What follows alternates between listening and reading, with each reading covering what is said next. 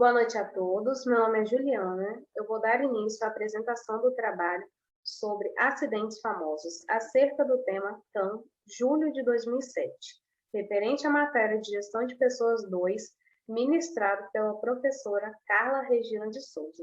O nosso grupo é composto pelo Hélio, Isabela, eu, Juliana, Mariana, Rodolfo e Sara. Esses são os tópicos que serão abordados ao longo da apresentação. Em 17 de julho de 2007, mais um acidente aéreo comoveu o país. O acidente com o avião da TAM no aeroporto de Congonhas, em São Paulo, deixou 199 mortos. A aeronave, um Airbus A320, não conseguiu pousar e atingiu um prédio da companhia aérea localizado do lado de fora da pista. Essas aqui são algumas imagens do acidente. Voo JJ 3054 foi considerada a maior tragédia da aviação brasileira. Essa tragédia com o voo da TAM em 2007 impactou vidas e o setor no país. Das 199 vítimas, 181 foram passageiros, 6 tripulantes e 12 em solo. O avião partiu às 5h19 da tarde de Porto Alegre e pousou em São Paulo às 6h54 da noite. Isso gerou 122 páginas do relatório que investigou o acidente e teve 83 recomendações de segurança a órgãos de aviação e empresa. Tempestade perfeita. Os meteorologistas costumam usar a expressão tempestade perfeita para se referir a uma cadeia peculiar de fatores que resultam em eventos climáticos extremos. Na aviação, aconteceu algo parecido. Os acidentes aéreos dificilmente ocorrem por uma única razão, e sim por uma sucessão de fatores, segundo Adriano Castanho, que é o comandante e diretor do Sindicato dos Aeronautas, que é o SNA. E com o 3054 não foi diferente.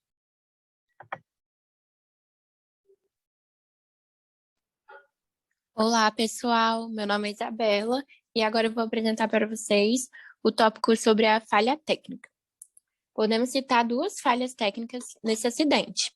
A primeira seria o defeito no reversor da turbina direita. Porém, apesar disso, a TAM seguiu com as operações normalmente com o reversor desligado. De acordo com a empresa, eles possuíam a peça defeituosa para a troca, mas eles optaram em operar a aeronave com o reversor travado, já que no manual do avião prevê que o voo pode seguir normalmente por até 10 dias com esse equipamento pinado. Além disso, outra falha técnica foi que no dia anterior do acidente, teve um voo entre Confins, Minas Gerais e São Paulo, e esse mesmo voo foi para o aeroporto de Congonhas e teve dificuldades para frear e só parou no limite da pista. Segundo a apuração que o Jornal Nacional fez, o comandante daquela aeronave teria dito à torre de comando que a pista estava muito escorregadia, mas não fez nenhuma menção ao problema técnico. Pode passar, por favor.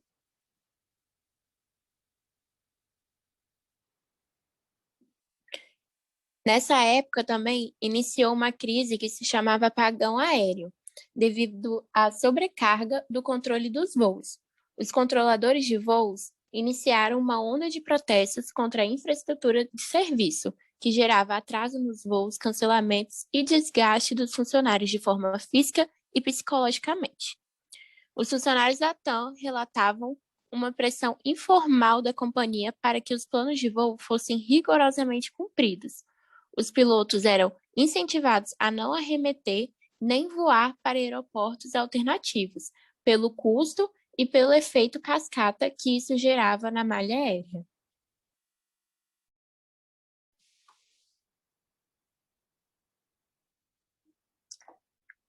Boa noite, gente. Eu vou falar agora um pouquinho sobre o Groovy.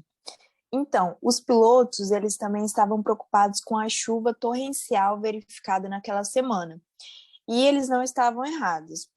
devido ao acúmulo de água na pista, pelo menos 4 aviões haviam derrapado no último ano em Congonhas. Esses e outros problemas levaram a Infraero a realizar um recapeamento na pista, que começou no dia 14 de maio de 2007 e teve a primeira etapa concluída um mês e meio depois, em 29 de junho. A segunda fase começaria dali a 30 dias, e nela seria aplicado o grooving, que significa ranhuras que produzem maior atrito entre as rodas e o chão e ajudam a escoar a água, evitando essas derrapagens. Olá, pessoal, meu nome é Rodolfo e agora eu vou estar falando para vocês um pouco sobre o dia do acidente. Os dois comandantes operavam a aeronave, o capitão Kleiber Aguiar de Lima, de 54 anos, com 2.236 horas de voo no modelo A320, e o copiloto Henrique Stefanini de Sato, de 52 anos, com vasta experiência em Boeings, mas com apenas 237 horas de voo no Airbus. Voar com dois comandantes não é e nunca foi recomendado, mas em 2007 a escassez de copilotos no mercado era tanta que a TAM teve de encontrar ex-comandantes para a função. Reverso pinado, apagão aéreo, pressão da empresa, voo com dois comandantes. Fatores assim já conspiravam contra o voo 3054. Só que havia mais. A aeronave estava bastante pesada naquele dia. Antes de embarcar em Porto Alegre, o A320 recebeu 2,4 toneladas de querosene a mais do que o necessário para o percurso até São Paulo. O chamado abastecimento econômico acontecia porque, naquela época, a alíquota de ICMS sobre os combustíveis era menor no Rio Grande do Sul, correspondente a 17%, do que nas terras paulistas, que correspondia a 25%. Com o tanque cheio, a aeronave exigia 50 metros de pista ao procedimento de aterrissagem, já que precisava de maior velocidade para se manter no ar. Isso em Congonhas, cuja pista principal possui 1.925 metros, metade do que a principal pista do aeroporto do Galeão, no Rio de Janeiro, por exemplo. Aos 40 minutos de voo e com metade do trajeto percorrido, a tripulação recebeu um novo alerta a respeito da escorregadia pista de Congonhas. O mais lógico diante dessas condições seria desviar para o aeroporto de Cumbica, em Guarulhos, distante 31 quilômetros do plano original. Mas a inconveniência para os passageiros e tripulantes em época de apagão aéreo e, sobretudo, a pressão da empresa em evitar outros aeródromos fizeram Lima e de Sato seguirem o programado. O procedimento de aproximação foi realizado sem anormalidades, e às 18h54 o avião tocou o solo de Congonhas. Em vez de desacelerar, porém, a aeronave seguiu em alta velocidade para desespero dos pilotos. O motor 2 à esquerda desacelerava conforme o comando do cockpit, o manete puxado para reverso. Entretanto, o manete oposto, que manejava o motor com o reverso pinado, manteve-se na posição de aceleração, enquanto deveria estar em ponto morto. Com uma turbina girando para frente e outra para trás, o JJ3054 se desgovernou, guinou à esquerda no último terço da pista, deslizou sobre o gramado, avançou sobre o muro, cruzou a Avenida Washington Luiz e se chocou a uma velocidade de 178 km por hora contra um poço de gasolina e o prédio da TAM Express. Todas as 187 pessoas a bordo morreram, além de outras 12 em solo.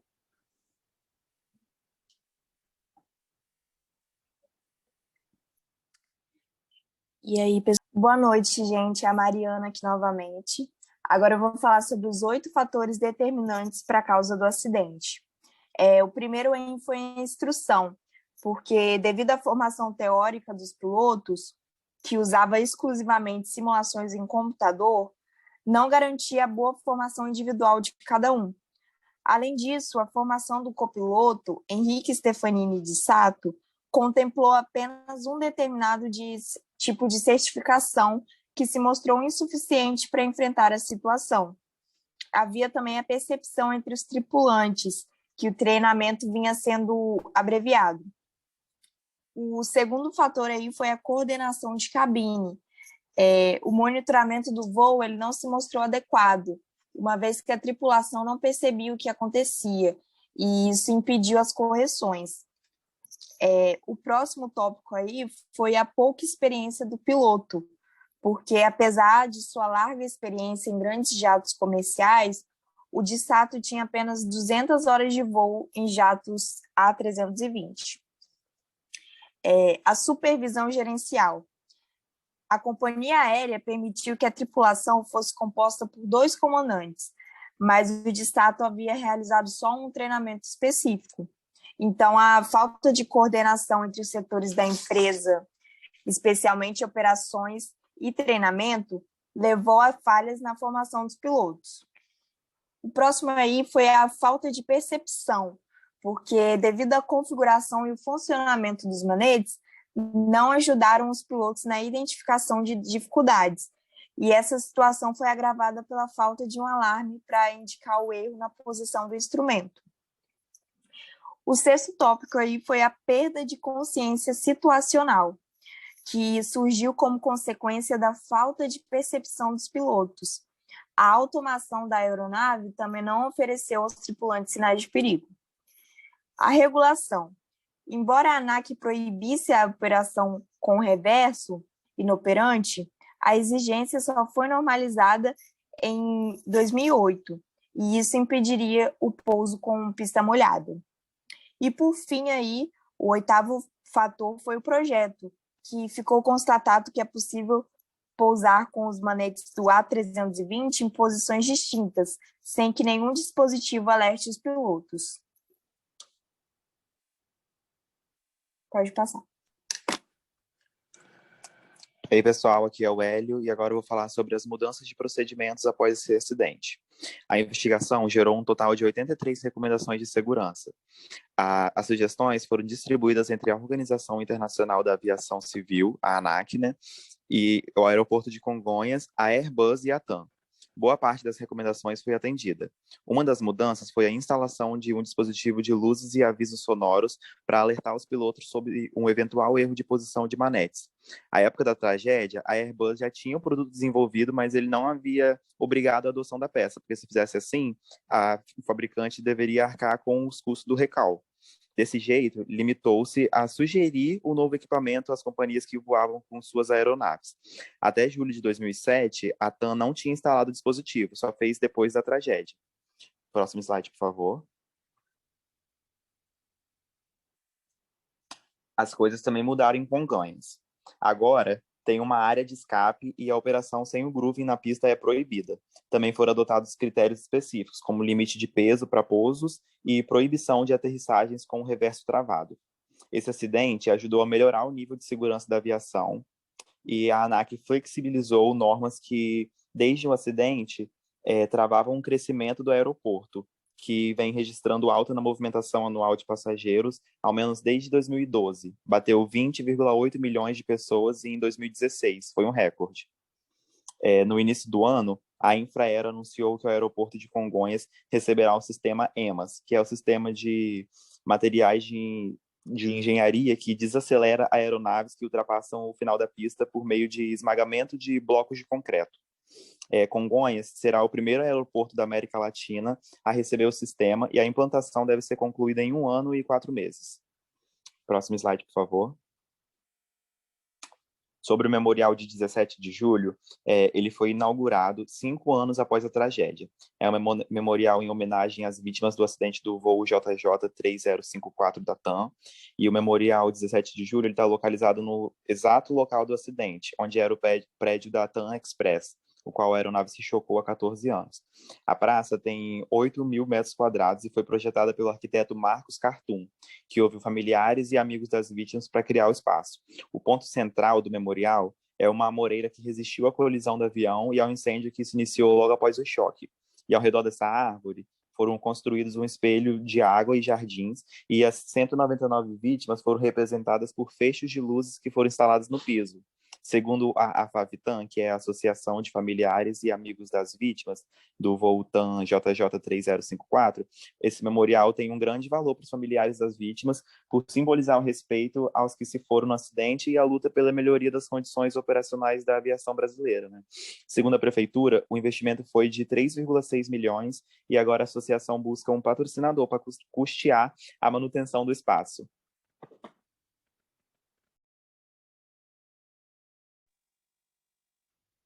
Boa noite, meu nome é Sara. Eu vou falar sobre as investigações. Em 2017, né, o fim dessas investigações, né? O Tribunal de Contas, né, o TRF, decidiu manter a decisão que inocentou os 3 acusados do acidente com o avião.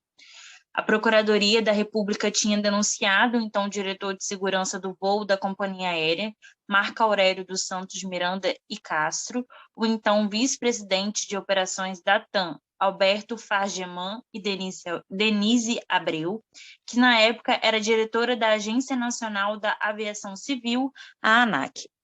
Porém, os 3 desembargadores que comungam o colegiado TRF decidiram, por unanimidade, manter a absolvição dos 3 acusados. O parecer foi apoiado no relatório do Centro de Prevenção e Investigações de Acidentes Aeronáuticos, a CENIPA, que indicou que as condições climáticas ou as condições da pista do aeroporto de Congonhas não foram decisivas para o acidente. Pode passar. Muita coisa mudou na aviação brasileira após o desastre, as pistas aumentaram, o sistema de manetes de freio da Airbus foi alterada e as exigências para voar ficaram ainda mais rígidas para melhorar a segurança. Nós temos a notícia também que em 2018, o Tribunal Regional Federal ele reduziu os valores da indenização de todos as familiares que foram, né, acidentadas, e a gente pode ver como que a Justiça do Brasil ela não é tão perseverante naquilo que ela concede, né? E é isso, muito boa noite, obrigada a todos por estar escutando, e é isso.